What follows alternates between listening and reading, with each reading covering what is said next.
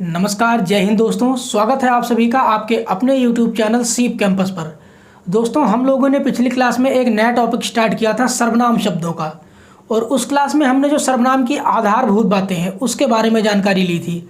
यानी सर्वनाम क्या है, हम सर्वनाम को कैसे पहचानेंगे, उसके बाद हमें सर्वनाम शब्दों की आवश्यकता क्यों पड़ी। उसके साथ हमने सर्वनाम के कितने भेद हैं और कौन कौन से हैं इसके बारे में भी जानकारी ले ली थी।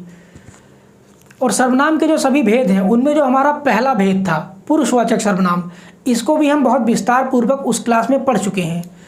तो इसके बाद जो बाकी के बचे हुए भाग हैं सर्वनाम के, उसको हम आज पढ़ेंगे। एक और बात, आज की क्लास शुरू करने से पहले जब मैंने आपको कल सर्वनाम की परिभाषा के बारे में बताया था, तो मैंने आपको वहाँ पर एक लाइन नहीं लिखवाया था कि सर्वनाम जो है वो विकारी शब्द होते हैं। तो आप लिख लीजिए कि सर्वनाम विकारी शब्द होते हैं। हालांकि मैंने डेफिनेशन में ये बात मेंशन की थी कि वे विकारी शब्द जो संज्ञा के स्थान पर प्रयोग होते हैं सर्वनाम कहलाते हैं। मैंने ये लिखवाया था आपको, लेकिन अलग से मैंने नहीं नोट करवाया था। तो आप अलग से नोट कर लीजिए ताकि ये बात आपको ध्यान रहे, क्योंकि यहाँ से प्रश्न पूछ लिया जाता है कि निम्नलिखित में से विकारी शब्द कौन सा है, और आपके पास कई सारे ऑप्शन होते हैं जिनमें से संज्ञा, सर्वनाम, विशेषण या क्रिया, इनमें से कोई ना कोई एक ऑप्शन में मौजूद होता है। तो आपको यही टिक करना होता है, क्योंकि आपका संज्ञा भी विकारी है, सर्वनाम भी विकारी है, विशेषण और क्रिया भी विकारी होते हैं। चलिए अब बात करते हैं निजवाचक सर्वनाम की। तो देखो, अगर हम निजवाचक सर्वनाम के डेफिनेशन की बात करें, यानी वो परिभाषा जो आपको किताबों में मिल जाती है, तो वो क्या कहती है कि जिस सर्वनाम शब्द से कर्ता यानी जो किसी काम को कर रहा हो, कर्ता का बोध हो, वह निजवाचक सर्वनाम होता है।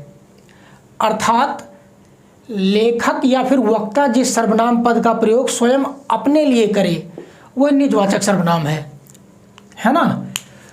तो ये तो हो गई आपकी किताबी परिभाषा जो आप कहीं से भी रट लेंगे। अब इसको थोड़ा सा अपनी लैंग्वेज में समझते हैं, थोड़ी आसान भाषा में। देखो, जो निजवाचक सर्वनाम है इसमें दो शब्द जुड़े हुए हैं। एक शब्द है आपका निज और दूसरा है वाचक।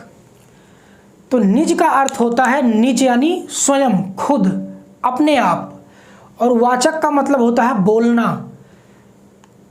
तो निजवाचक का अर्थ हो गया ऐसा शब्द या ऐसा सर्वनाम शब्द जो निज के बारे में बोले, यानी खुद के बारे में, अपने आप के बारे में बताए, वो निजवाचक सर्वनाम है। और अपने आप यानी लेखक या फिर वक्ता, यानी जो किसी बात को लिख रहा हो या फिर कोई बात कह रहा हो उसके बारे में बोले। तो अगर मैं कोई बात कह रहा हूं तो मैं अपने आप के लिए जिस सर्वनाम शब्द का प्रयोग करूंगा वो निजवाचक सर्वनाम होगा। इसमें आपका खुद, अपने आप, स्वयं, है ना, स्वतः, इस तरह के शब्द आते हैं। चलिए, तो इसको हम अभी थोड़ा सा और समझेंगे उदाहरणों के माध्यम से, लेकिन उससे पहले एक और पॉइंट नोट कर लीजिए। ये कह रहा है कि यदि आप शब्द, मैंने अभी आपको बताया कि निज, स्वयं, आप, खुद, इस तरीके के शब्द आपके निजवाचक सर्वनाम होते हैं। लेकिन वहाँ ये भी कहा जा रहा है कि अगर आप शब्द का प्रयोग आदर सूचक के रूप में ना हो करके स्वयं लेखक या फिर वक्ता के लिए हो, यानी आप शब्द का प्रयोग आदर सूचक शब्द के रूप में ना किया जाए, बल्कि जो लेखक है, जो वक्ता है, जो अपनी बात को कह रहा है खुद, उसके बारे में आप शब्द का प्रयोग किया जाए, तो वह निजवाचक सर्वनाम होता है ना। अब देखिए, थोड़ा सा समझते हैं। जैसे उदाहरण है कि वह स्वतः समझ गया, तो ये शब्द है वह। मान लीजिए मैं आपसे कुछ कह रहा हूं कि वह स्वतः ही समझ गया, तो मैं बात आपसे कर रहा हूं, समझने का काम लेकिन कोई तीसरा कर रहा है। लेकिन ये जो आप शब्द है या स्वतः शब्द है, स्वतः का अर्थ भी आप से होता है, आप। तो यहाँ स्वतः की जगह मैं आप भी कर सकता हूँ या अपने आप भी कर सकता हूँ। तो अगर मैं कहूँ कि वह अपने आप या वह आप ही समझ गया, तो यहाँ पर मैंने आप शब्द उसी के लिए प्रयोग किया जिसके द्वारा कोई काम किया जा रहा है। तो ये जो स्वतः है या फिर अपने आप शब्द है ये निजवाचक होगा। दूसरा आप कह सकते हैं कि मैं, देखिए इस उदाहरण से आप अच्छा समझ पाएंगे। मैं आप ही कर लूँगा, आप शब्द प्रयोग किया जाता है सामने वाले के लिए, एक आदर सूचक के रूप में कि आप इधर आइए, आप यहाँ बैठिए, है ना, तो आप शब्द सामने वाले इंसान के लिए प्रयोग किया जाता है। लेकिन यहाँ मैं ये आप शब्द खुद अपने लिए प्रयोग कर रहा हूँ कि मैं आप ही समझ गया, यानी मैं अपने आप में खुद से ही समझ गया। तो यहाँ पर ये आप शब्द हो जाएगा आपका निजवाचक सर्वनाम। आपका अगला उदाहरण है कि वह अपनी तारीफ आप ही करता है। तो वह शब्द आपका जो है पुरुषवाचक हो जाएगा, है ना। पुरुषवाचक में भी अन्य पुरुष हो जाएगा क्योंकि हम बात कर रहे हैं किसी तीसरे की, वह है। उसके बाद इस अपनी तारीफ को छोड़िए, ये मैं बाद में आपको समझाऊंगा, ये संबंधवाचक है, लेकिन इस पर हम बाद में बात करेंगे। ये जो शब्द है आप, ये इस्तेमाल होना चाहिए सामने वाले व्यक्ति के लिए जिससे बात की जा रही है, लेकिन यहाँ कहा जा रहा है कि वह अपनी तारीफ आप ही करता है, यानी वो जो व्यक्ति है वो अपने आप ही अपनी तारीफ कर लेता है, खुद ही अपनी तारीफ कर लेता है। तो यहाँ पर जो तारीफ करने वाला व्यक्ति है, यानी जो वक्ता है, उसके लिए प्रयोग किया गया है आप शब्द, इसलिए ये निजवाचक सर्वनाम है। उसी तरीके से यह अपने आप चला जाएगा, यह मतलब कोई यह व्यक्ति है, तीसरा व्यक्ति, उसके बारे में कहा जा रहा है कि यह अपने आप ही चला जाएगा, तो यह अपने आप शब्द भी आपका निजवाचक हो जाएगा। उसी तरीके से है तुम लोग खुद ही समझ लेना, तुम लोग खुद ही समझ लेना, यानी जो समझने का काम करेगा वो खुद ही करेगा, तो खुद शब्द भी आपका निजवाचक है। तो उम्मीद है कि आप समझ गए होंगे। चलिए अब बात करते हैं अपने अगले प्रकार की, यानी निश्चयवाचक सर्वनाम की।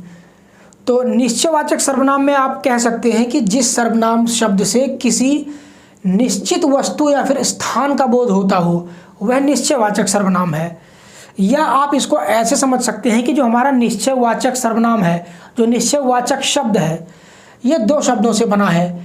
एक है आपका निश्चय और दूसरा है वाचक, यानी ऐसा सर्वनामिक शब्द जो किसी निश्चय वस्तु के बारे में बात करता हो, निश्चय शब्द के बारे में बोलता हो, वो निश्चयवाचक है।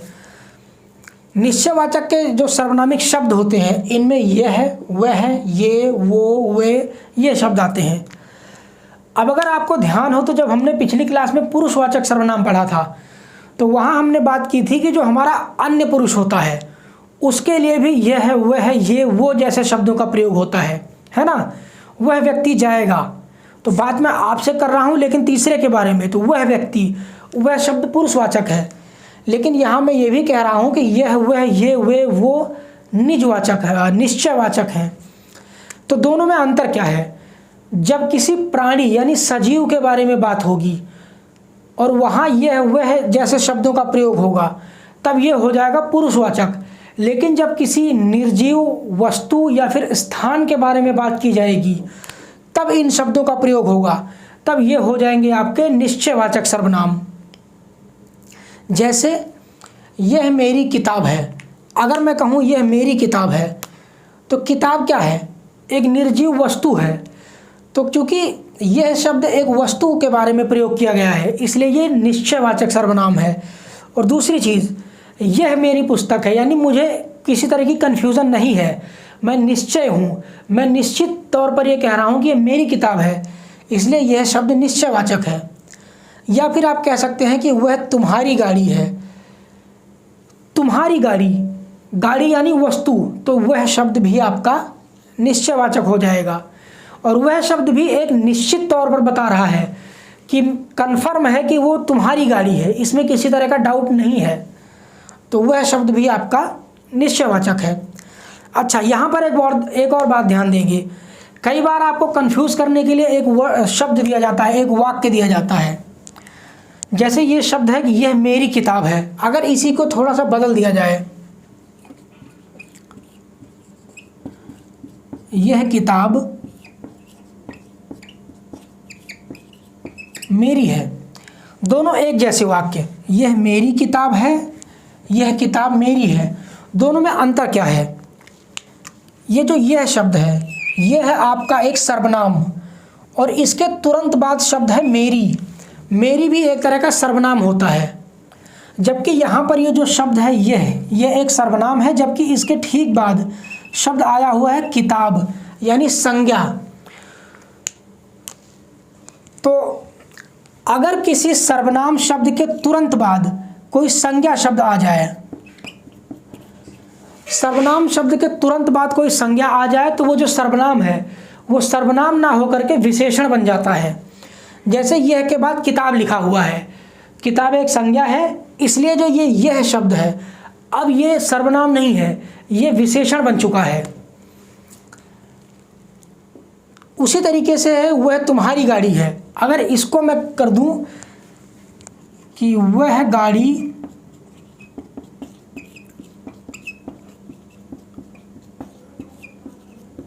तुम्हारी है, ये वह शब्द आपका सर्वनाम है, जबकि इसके ठीक बाद गाड़ी शब्द है जो कि आपकी एक संज्ञा है। तो क्योंकि सर्वनाम के ठीक बाद संज्ञा शब्द आ गया, इसीलिए अब ये सर्वनाम सर्वनाम ना रह करके आपका विशेषण बन चुका है। तो आप चाहें तो इसको नोट करके लिख लीजिए कि यदि किसी सर्वनाम शब्द के तुरंत बाद संज्ञा के अतिरिक्त कोई भी शब्द आए तो वह सर्वनाम सर्वनाम ही रहता है, लेकिन यदि सर्वनाम शब्द के तुरंत बाद कोई संज्ञा शब्द आ जाए तो वह सर्वनाम सर्वनाम ना होकर के विशेषण बन जाता है।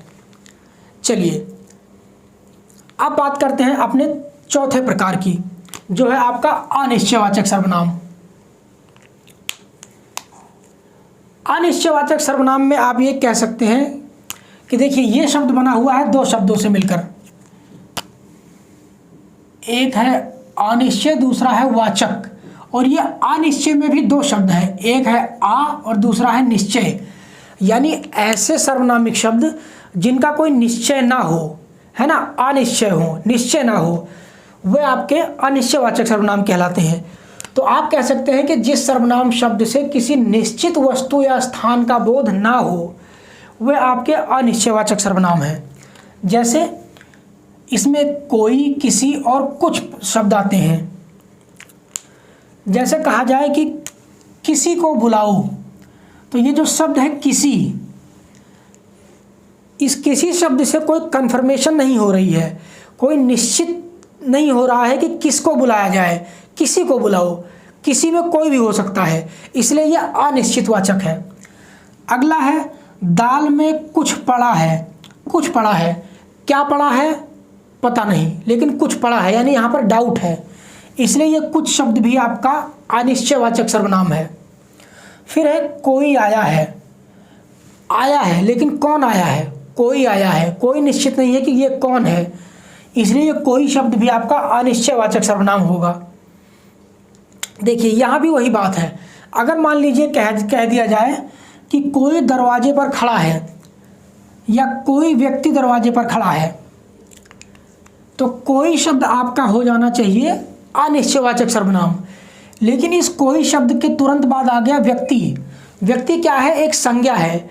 तो अभी अभी मैंने आपको बताया कि जैसे ही किसी सर्वनाम के तुरंत बाद संज्ञा शब्द का प्रयोग हो जाए तो वो सर्वनाम जो है विशेषण बन जाता है। तो अब चूंकि ये संज्ञा है इसलिए इससे ठीक पहले का सर्वनाम विशेषण बन चुका है, तो कोई शब्द यहाँ पर विशेषण है। इस बात का आप ध्यान रखें, कई बार इस प्रकार के वाक्य दे दिए जाते हैं कंफ्यूज करने के लिए। चलिए, तो आपने निजवाचक भी पढ़ लिया, निश्चयवाचक भी पढ़ लिया और अनिश्चयवाचक भी पढ़ लिया। अब हमारे दो प्रकार बचे हुए हैं, जो कि है संबंधवाचक और प्रश्नवाचक। तो चलिए, जो बाकी के बचे हुए पार्ट हैं उनको हम अगली क्लास में करेंगे। तो आज के लिए बस इतना ही। नमस्कार।